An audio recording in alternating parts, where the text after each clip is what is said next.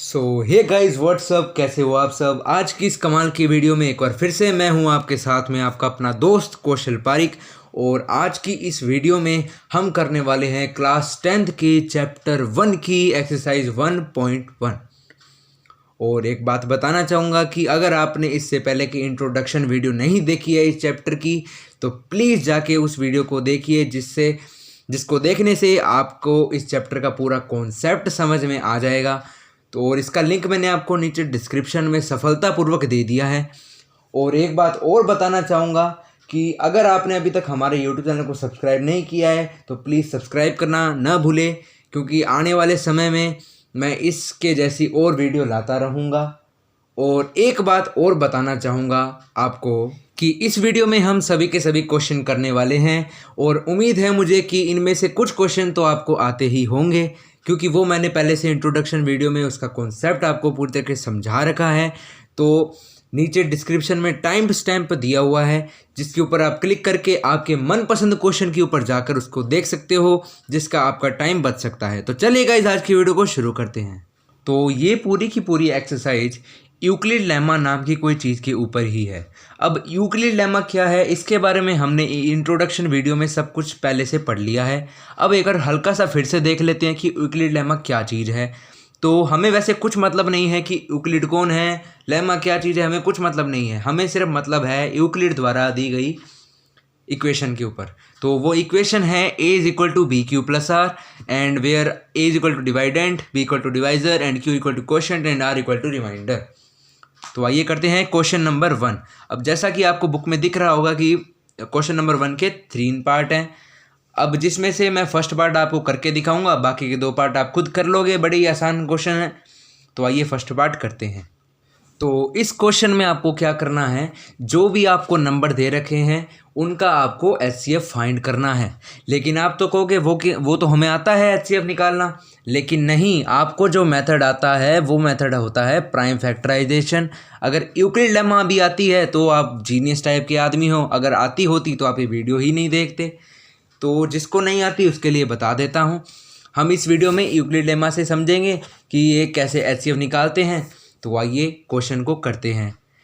तो हमें जो क्वेश्चन में आपको 2 वैल्यू दिख रही है, एक तो आपको दिख रही होगी 135 और 225। अब कुछ भी नहीं करना है, थोड़ा सा अपना दिमाग लगाना है। जो बड़ी वैल्यू है उसको नाम दे देना है a, और जो छोटी वैल्यू है उसको नाम दे देना है b।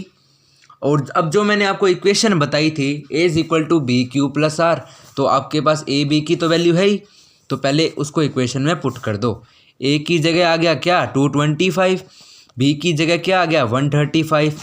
अब आपको ना तो q की वैल्यू पता है ना ही r की वैल्यू पता है। नाम तो आपने सुने होंगे क्वोशंट और रिमाइंडर।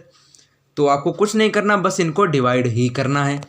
अब जो बड़ी वैल्यू होगी वो तो आ जाएगी अंदर यानी a, और जो b की वैल्यू होगी यानी छोटी वाली वैल्यू वो आ जाएगी बाहर। अब आपको इसे डिवाइड करना है। तो आपको पता है 135 1 जा 135 होता है, और 135 2 जा 225 से बड़ा होता है। तो वो तो हम नहीं लिखेंगे, 135 1 जा ही लिखेंगे। अब इसे सब्ट्रैक्ट कर देंगे तो रिमाइंडर आ जाएगा 90। अब आपको इक्वेशन में इसे पुट कर देना है। a की जगह 225, b की जगह 135, क्वोशंट आपको क्या मिला 1 मिला, प्लस में रिमाइंडर आपको क्या मिला 90। अब आपको यहाँ पे लगाना है एक ट्विस्ट। आपको क्या देखना है, एक तो देखनी है b की वैल्यू और एक देखनी है r की वैल्यू। दोनों में से जो बड़ी वैल्यू है उसको फिर से डिवाइड के अंदर भेज देना है, ये आ गई अंदर, और जो छोटी वैल्यू है वो बाहर आ जाएगी, कुछ इस तरह से।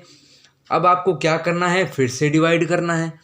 तो आपको देखोगे कि 90 1 जा 90 होता है, और 92 जा 135 से बड़ा होता है, तो वो नहीं लिखेंगे, 91 जा लिख देंगे। अब इसको सब्ट्रैक्ट करेंगे तो फिर से रिमाइंडर आ जाएगा 45। अब आपको फिर से इसे इक्वेशन में पुट करना है। इस बार हमारी a की वैल्यू क्या थी 135, b की वैल्यू क्या थी 90, क्वोशंट आपको क्या मिला 1, और रिमाइंडर क्या आया 45। अब फिर से आपको यही ट्विस्ट लगाते हुए इसको डिवाइड करना है। b की वैल्यू देखनी है और r की वैल्यू देखनी है। जो b की वैल्यू है उसको लिखना है इसके अंदर, जो r की वैल्यू है वो अब बाहर ही रहेगी।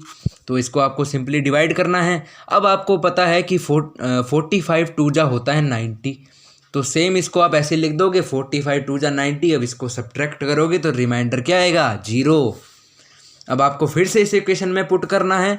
इस बार ए की वैल्यू थी 90, बी की वैल्यू क्या थी 45 और क्यू की वैल्यू क्या थी 2 और आर की वैल्यू क्या थी 0। तो जिस किसी भी वक्त जो आर की वैल्यू है इक्वेशन में 0 आ जाए, उस वक्त में जो बी की वैल्यू होगी वही आपका एचसीएफ होगा। क्या समझे?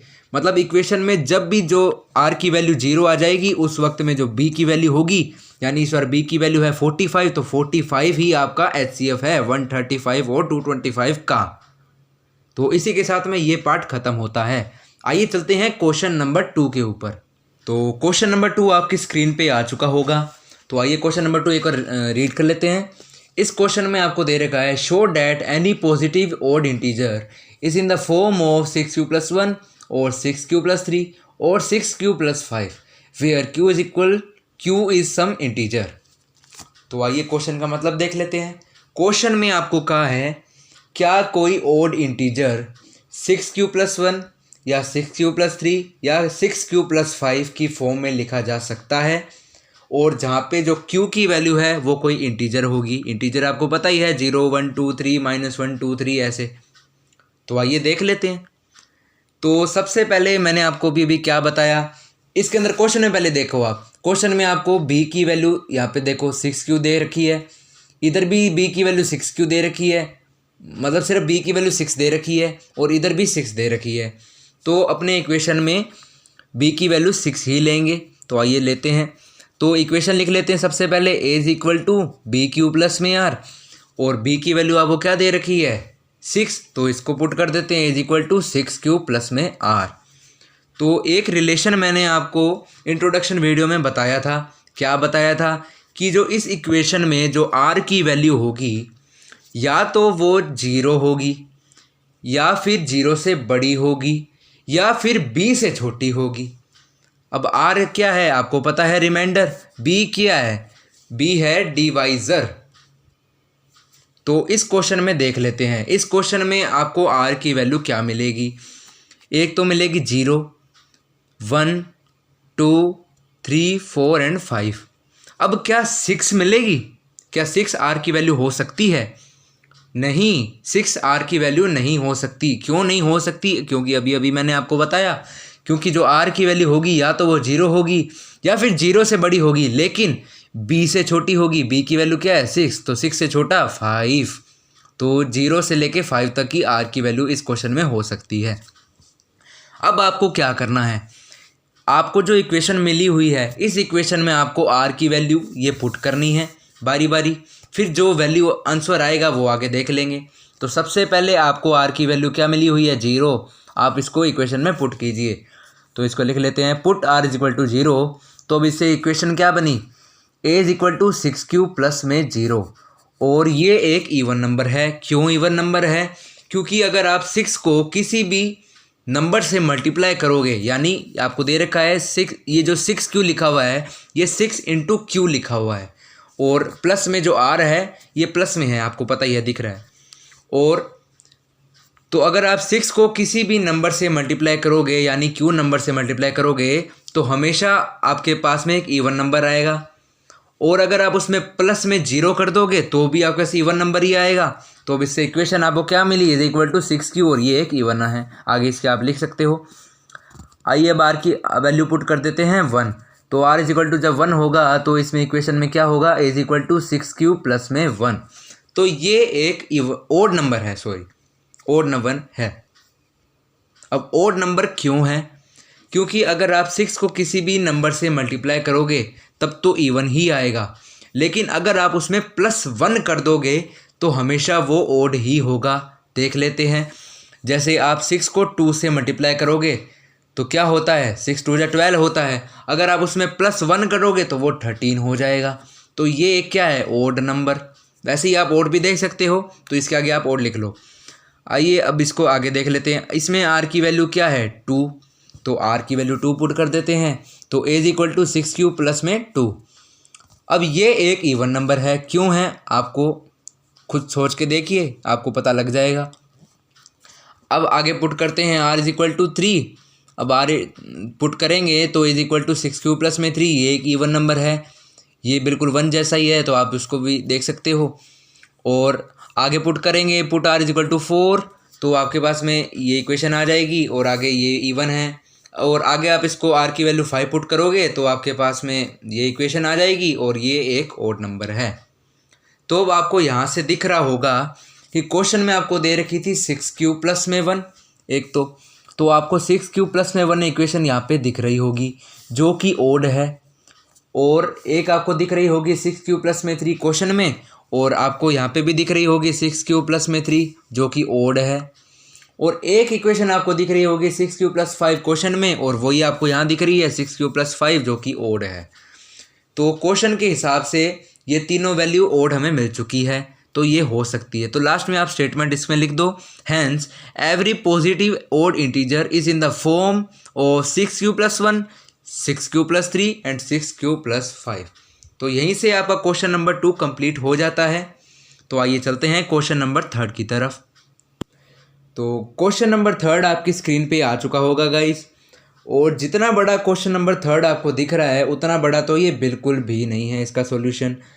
और इसमें एक शॉर्ट ट्रिक आपको अपनानी है। वो ट्रिक क्या है, आपको सबसे पहले इस क्वेश्चन को विस्तार से पढ़ना है। पढ़ने के बाद में आपको क्या देखना है, इस क्वेश्चन में कहीं आपको मैक्सिमम या फिर मिनिमम लिखा हुआ दिख रहा है। अगर मैक्सिमम आपको लिखा हुआ इस क्वेश्चन में दिख रहा है तो आपको इसमें HCF फाइंड करना है, और अगर आपको मिनिमम लिखा दिख रहा है तो आपको इसके अंदर LCM फाइंड करना है। तो आपको यहाँ दिख रहा होगा इस क्वेश्चन में, यहाँ आपको मैक्सिमम लिखा हुआ दिख रहा है, तो इस केस में आपको HCF फाइंड करना है। ये हर केस में नहीं होता है, ये सिर्फ यूक्लिड लेमा वाले केस की बात कर रहा हूँ मैं। तो जहाँ किसी भी क्वेश्चन में आपको HCF फाइंड करना है वहाँ आपको 2 या 2 से ज़्यादा नंबर तो होंगे ही। तो आप इस क्वेश्चन में देखोगे तो आपको 2 नंबर यहाँ लिखे हुए दिख रहे हैं, एक तो है 616, एक है 32।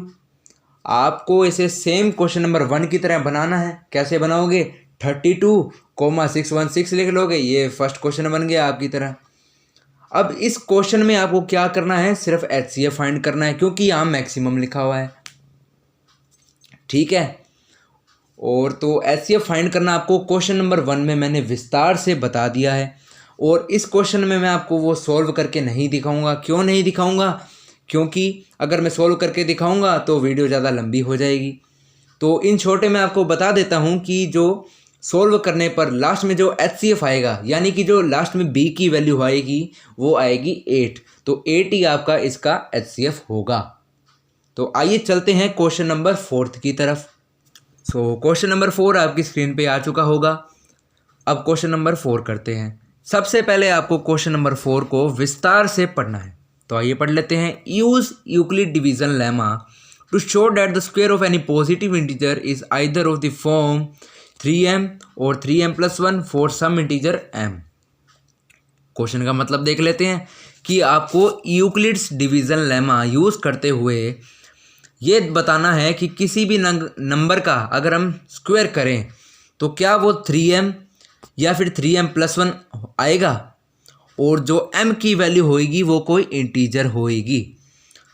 अब इंटीजर क्या होएगी हमें ये तो नहीं पता कि ये कोई 1 है 2 है क्या है, कुछ नहीं पता हमें, मतलब कोई इंटीजर होएगी m की वैल्यू। तो आइए क्वेश्चन को सॉल्व करते हैं। तो सबसे पहले आप यहाँ क्या लिखोगे, इक्वेशन कौन सी, यूक्लिड लेमा वाली, a is equal to BQ plus R। अब आपको पहले वाले क्वेश्चन की तरह आपको यहाँ दिख रहा होगा कि यहाँ पे भी 3 है, यहाँ पे भी 3 है, मतलब 3 बारी बारी आ रहा है, तो इसको आप यहाँ B की जगह लिख सकते हो a is equal to 3Q plus में R, जैसा आपने पहले वाले क्वेश्चन में किया था। ऐसा करने के बाद में आपको एक रिलेशन मैंने बताया था कि जो R की वैल्यू होगी वो क्या होगी, या तो वो R की वैल्यू होगी 0 या फिर 0 से बड़ी लेकिन B से छोटी होगी। तो इस क्वेश्चन में R की वैल्यू होगी 0, 1 एंड 2, ये 3 वैल्यू होगी R की। तो आइए इसको पुट करते हैं इक्वेशन में और आगे आगे सोल्व करते हैं। तो सबसे पहले आप R की वैल्यू अगर 0 पुट करोगे इक्वेशन में तो इक्वेशन बन जाएगी is equal to 3Q plus 0, इसको आप लिख सकते हो 3Q। अब आपको क्वेश्चन में एक लाइन दिख रही होगी, the square of any positive integer, मतलब आपको उसका स्क्वायर करना है। हाँ, लेकिन ध्यान में रखिए कि आपको जो स्क्वायर करना है वो दोनों तरफ ही करना है, एक तरफ नहीं करना। तो आइए दोनों तरफ स्क्वायर करते हैं। तो इधर आ गया ए स्क्वायर और 3 3 जा 9, क्यू का स्क्वायर हो गया क्यू स्क्वायर। अब इसको आगे और सॉल्व करते हैं। तो ए स्क्वायर तो सेम आ ही गया और इधर इक्वल टू में आ गया। अब हम 9 को क्या लिख सकते हैं? 9 को लिख सकते हैं 3 × 3, कोई शक तो नहीं? ऐसा लिखेंगे तो गलत तो नहीं? तो 9 को हम ऐसा लिख सकते हैं, कोई शक नहीं। और क्यू स्क्वायर सेम आ गया। अब आपको देखना है कि आपको दे रखा था कि जो m की वैल्यू है वो कोई है इंटीजर, तो हमें अभी तक वो नहीं पता। तो हम क्या लेट कर लेंगे कि जो 3q स्क्वायर है ये इक्वल टू कर लेंगे m के। लेट कर रहे हैं हम ऐसा, तो इधर आप साइड में लिख लीजिए let 3q square equal to m। तो जैसे ही आप ऐसा करोगे तो इक्वेशन आगे क्या बन जाएगी? ए स्क्वायर का तो ए स्क्वायर आ गया, 3 का 3 आ गया, इसकी जगह आप लिख लोगे m। और अब आप क्वेश्चन में देखिए कि आपको 3m पहले प्रूव करना था, वो आपने कर दिया। ठीक है, अब आपको सेकंड केस में क्या करना है? Put r is equal to 1, क्योंकि हमें r की वैल्यू 1 पुट करनी है, फिर 2 करेंगे, ऐसे करते रहना है। ठीक है, तो हम जैसे ही r की जगह 1 पुट करेंगे इक्वेशन में, तो इक्वेशन बन जाएगी a is equal to 3q plus में 1। ठीक है, ये बन जाएगी। अब एक सवाल मैं आपसे पूछना चाहूँगा, इस क्वेश्चन में तो नहीं है कुछ ऐसा, कि जो ये 3q प्लस में 1 है, क्या ये इक्वेशन इवन है या ओड है? कमेंट करके ज़रूर बताना गाइस। नहीं पता होगा तो नेक्स्ट वीडियो में मैं आपको ये इसका आंसर ज़रूर दूंगा। तो आइए फिर से आ जाते हैं क्वेश्चन में। तो इक्वेशन आपके पास बनी थी a is equal to 3q plus में 1, ये बन गई। अब आपको फिर से लाइन देखनी है। लाइन दे रखी थी square of any positive integer, तो आपको इसका स्क्वायर करना है। इधर लिख लोगे ए स्क्वायर और इधर आप लिख लोगे 3q प्लस 1 का होल स्क्वायर। अब आपको दिख रहा है कि ये कुछ आइडेंटिटी बन रही है यहाँ इधर। अब कौन सी बन रही है वो आपको देखनी है। ये शायद एक आइडेंटिटी बनती है a प्लस बी का होल स्क्वायर होती है A square plus B square plus 2ab। अब इसको आप सेम पुट कर लोगे तो ए स्क्वायर की जगह तो ये आ गया, a की वैल्यू क्या थी 3q, तो ए स्क्वायर होता है तो 3q स्क्वायर आ गया। b की वैल्यू क्या थी 1, तो 1 का स्क्वायर हो गया। और प्लस में 2ab होता है तो 2 आ गया। इनटू में a की वैल्यू क्या है 3q आ गया और b की वैल्यू है 1 तो 1 आ गया। तो ये 2ab बन गया और इधर से ये इक्वेशन बन गई। अब आपको क्या करना है? इनको सॉल्व करना है। ए स्क्वायर आ गया, इनका स्क्वायर करोगे तो बन जाएगा 9q स्क्वायर, इसका स्क्वायर करोगे तो 1 और इसको सॉल्व करोगे तो बन जाएगा 6q। अब आपको इसे आगे और सॉल्व करना है। अब आपको देखना है कि ये जो, इसको इधर उधर कर दो। पहले तो इसको लिख दो कि a square equal to 9q square plus 6q plus में 1। अब ये क्यों लिखा है? क्योंकि आपको देखना है कि इक्वेशन में जो क्वेश्चन में दे रखी है उसमें 3m प्लस 1 है, मतलब लास्ट में 1 आ रहा है। तो आपको कुछ इस टाइप की इक्वेशन बनानी है। तो इस टाइप की इक्वेशन बनाने के लिए हमें ऐसा करना पड़ेगा। तो हम ऐसा कर लेते हैं, कुछ गलत थोड़ी हो रहा है। तो अब आगे इसको आप सोल्व करोगे तो आप देखोगे कि 9q स्क्वायर और 6q में से कुछ कॉमन निकल रहा है। अब वो कॉमन क्या निकल रहा है? 3 और q निकल रहा है, लेकिन आप उसे q बार नहीं निकालोगे। क्यों नहीं निकालोगे? क्योंकि आपको इक्वेशन में 3m प्लस 1 है। 3q प्लस 1 होता फिर भी हम कुछ सोचते, लेकिन नहीं, ये 3m प्लस 1 है। तो हम q को अंदर रहने देंगे, इसमें से 3 बार निकाल लेंगे। जैसे ही हम इसमें से 3 बार निकालेंगे तो अंदर एक मतलब ब्रैकेट में क्या रह जाएगा? ब्रैकेट में रह जाएगा 3q स्क्वायर और इधर रह जाएगा 2q प्लस के। ठीक है, और लास्ट में आ जाएगा same as it is plus का 1। अब आपको क्या करना है? फिर से पहले वाला ट्विस्ट लगाना है। अब ये जो 3q स्क्वायर प्लस 2q है जो ब्रैकेट में लिखा हुआ है, इसको आप लेट कर लो m के। तो आप जैसे इसको लेट करोगे m के, let 3q square plus 2q equal to m, तो ये इक्वेशन आगे कैसे बन जाएगी? ए स्क्वायर का तो ए स्क्वायर आ गया, 3 आ गया इधर, इसकी जगह आपको क्या लिखना है m, तो इधर m लिख दिया और प्लस का 1 लास्ट में एज इट इज़ रह गया। अब यही चीज़ आपको आगे क्वेश्चन में सॉल्व करनी थी जो आपने कर दी। तो इसी तरीके से ये क्वेश्चन हो गया कंप्लीट। तो ये था गाइस क्वेश्चन नंबर 4। आइए करते हैं question number 5। So guys question number 5 आपकी स्क्रीन पे आ चुका है। तो आइए सबसे पहले इसको रीड करते हैं। सो क्वेश्चन है, use Euclid division lemma to show that the cube of any positive integer is of the form 9m, 9m+1 और 9m+8। इसका मतलब सीधा सिंपल सा ही है कि आपको यूक्लिड डिवीजन लेमा यूज़ करते हुए किसी भी कोई इंटीजर का क्यूब करना है, जो हमें वहाँ मिलेगा उसका क्यूब करना है, और उसके बाद में जो ये फॉर्म दे रखी है 9m, 9m+1 ये बननी चाहिए। तो आइए करते हैं क्वेश्चन को। तो सबसे पहले तो आप यहाँ पे एक ये चीज़ देखिए कि आपको यहाँ पे दिख रही होगी कि b की वैल्यू क्या है, 9 है, यहाँ पे दिख रही होगी b की वैल्यू। लेकिन अगर आप b की वैल्यू 9 पुट करोगे तो इसमें r की कितनी वैल्यू हो जाएगी, 9 ही r की वैल्यू हो जाएगी, मतलब 0 से लेके 8 तक। अगर आप इतनी सारी वैल्यू पुट करोगे तो आपके करीब 2-3 पेज भर जाएंगे और आपका सारा टाइम बर्बाद हो जाएगा। इसलिए आप क्या यूज़ करो, यहाँ पे 9 की जगह आप b की वैल्यू लो 3। क्यों? क्योंकि 3 3 जा 9 होता है, तो इससे क्वेश्चन सॉल्व हो जाएगा। तो आइए करते हैं क्वेश्चन को। तो हम सबसे पहले b की वैल्यू लेंगे 3। तो आइए इक्वेशन लिखते हैं पहले। तो इक्वेशन है a = bq + r, और b की वैल्यू है 3, तो इक्वेशन बन गई a = 3q + r। और यहाँ पे r की वैल्यू क्या होगी, 0, 1 एंड 2। और तो आइए इसको इक्वेशन में पुट करते हैं। सबसे पहले इक्वेशन में पुट करेंगे हम 0, तो r की वैल्यू 0 पुट करेंगे तो इक्वेशन बन जाएगी a = 3q + 0, इसको लिख सकते हैं 3q। अब जो लाइन लिखी हुई है कि क्यूब करनी है, तो आइए इसको क्यूब करते हैं। तो इधर क्यूब करेंगे तो ये हो जाएगा a3, और इक्वल टू में इधर क्यूब करेंगे तो ये हो जाएगा 27q का क्यूब। ठीक है, अब इसको आगे सोल्व करेंगे। a3 तो एज इट इज़ आ जाएगा नीचे, इक्वल टू का साइन। और अब आपको देखना है कि 27 को आप क्या लिख सकते हो, 27 को आप 9 × 3 लिख सकते हो। तो आइए इसको 9 × 3 लिख देते हैं, और q का क्यूब एज इट इज़ आ गया नीचे। अब आपको फिर से वो पहले वाला ट्विस्ट लगाना है। आपको जो ये 3q दिख रहा है ना, 3q का क्यूब, इसकी आपको मतलब आपको क्वेश्चन में दे रखा था कि कोई जो m की वैल्यू है वो एक इंटीजर है, तो आपको वो नहीं दे रखी है m की वैल्यू क्या है, तो आप m की जगह पे आप ये वैल्यू लेट कर सकते हो। तो यहाँ पे साइड में आप लिख लीजिए लेट 3q का क्यूब = m। तो यहाँ से ये सेम आ जाएगा a3, और इक्वल टू में लग जाएगा 9, और इसकी जगह आ जाएगा m। तो ये फर्स्ट जो हमें प्रूफ करना था ये हमने कर दिया। सो आइए गाइस सेकंड पार्ट को करते हैं। लेकिन सेकंड पार्ट को करने से पहले आपको मैं एक आइडेंटिटी बताना चाहूँगा जो इस पूरी 10th क्लास में आपके लिए बहुत ही ज़्यादा यूज़फुल होने वाली है, और इस क्वेश्चन में भी आपको वो यूज़ करनी पड़ेगी।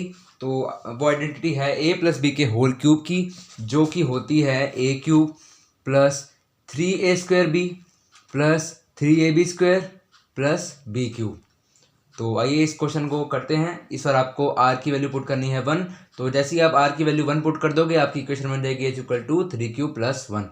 अब आपको क्यूब करना है दोनों तरफ, तो इधर बन जाएगा a³ इक्वल टू का साइन आ जाएगा, और इधर बन जाएगा 3q + 1 का होल क्यूब। अब आप जैसे ही इसको आइडेंटिटी के हिसाब से करोगे सोल्व, तो ये आपकी इक्वेशन कुछ इस टाइप की बन जाएगी, 27q का cube + 27q² + 9q + 1।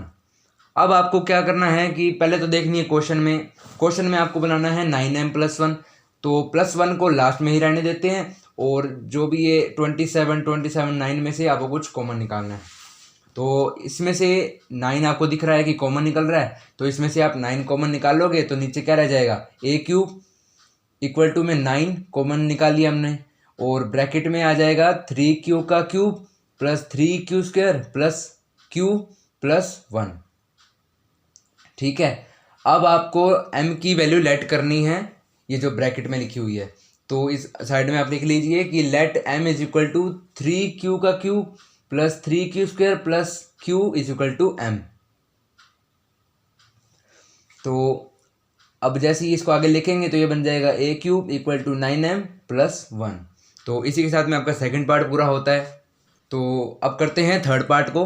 Third part में भी आइडेंटिटी यूज़ होगी ये वाली जो बताई थी आपको। तो करते हैं थर्ड पार्ट को। इस बार आपको r की वैल्यू पुट करनी है 2। तो आप जैसे ही r की वैल्यू 2 पुट कर दोगे आपकी इक्वेशन बन जाएगी इज इक्वल टू 3q + 2। अब आपको क्या करना है, दोनों तरफ क्यूब करना है। तो इधर हो जाएगा a³ is equal to 3q + 2 का होल क्यूब।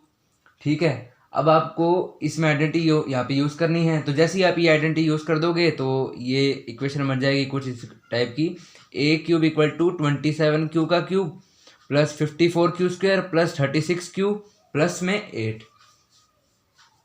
अब आपको देखना है क्वेश्चन में लास्ट में दिखा रहा है कि आपको +8 बनाना है इसमें, तो +8 को आप लास्ट में रहने दोगे और जो 27, 54, 36 में से कॉमन निकालना है आपको। अब आपको पता है कि इसमें से कॉमन 9 निकल रहा है, तो आप इसमें से 9 निकाल दोगे और फिर ब्रैकेट में अंदर क्या रह जाएगा, 3q का cube plus 6q² plus 4q और लास्ट में +8 एज इट इज़ आ जाएगा। और अब आपको लेट करनी है m की वैल्यू 3q का cube plus 6q² plus 4q।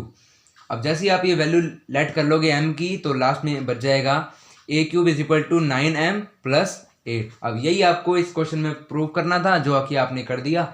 तो अब आप लास्ट में इसकी स्टेटमेंट लिख सकते हो, hence square of any positive integer is in the form of 9m plus 1 और 9m plus 8। तो इसी के साथ में ये क्वेश्चन होता है कंप्लीट। सो गाइज ये थी एक्सरसाइज 1.1 की पूरी वीडियो। इसके अंदर मैंने आपको ऑलमोस्ट सभी क्वेश्चन बता दिए हैं जो इसके अंदर थे। तो गाइज अगर आपको आज की वीडियो अच्छी लगे तो प्लीज़ चैनल को सब्सक्राइब करना मत भूलना और वीडियो को लाइक कमेंट शेयर करना भी मत भूलना। तो चलिए गाइज आज की वीडियो को यहीं ख़त्म करते हैं। और एक बात और, चैप्टर 1 की प्लेलिस्ट का लिंक मैंने आपको नीचे डिस्क्रिप्शन में दिया हुआ है, इससे आप 1.2 1.3 भी देख सकते हो प्लेलिस्ट के जरिए। नीचे डिस्क्रिप्शन में उसका लिंक है, उसके ऊपर क्लिक करके। तो चलिए गाइस आज की वीडियो को यहीं ख़त्म करते हैं। तो okay guys, thanks for watching this video.